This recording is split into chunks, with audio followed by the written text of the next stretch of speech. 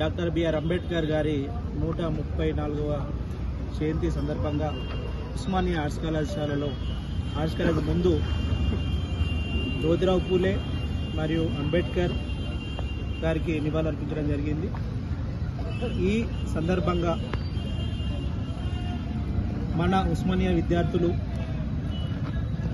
ఎవరైనా కూడా ఈరోజు ఉస్మానియా సిటీలో మనము ఇక్కడ చదువుతున్నామంటే దానికి ముఖ్య కారణము జ్యోతిరావు పూలే, అంబేద్కర్ వాళ్ళ చరిత్రను వారి అడుగుజాడల్లో మనం నడవాలనే సందర్భంగా తెలియజేస్తున్నాను.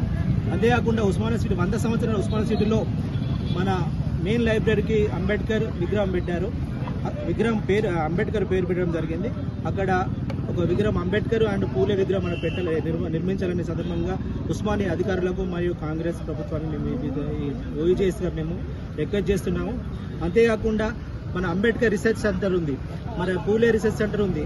దాని పేరు మీద విద్యార్థులకు కంపల్సరీ పిహెచ్డీ చదువుతున్న విద్యార్థులకు అందరికీ ఫెలోషిప్ ఇవ్వాలనే సందర్భంగా ఓయూ అధికారులకు మేము రిక్వెస్ట్ చేస్తున్నాము.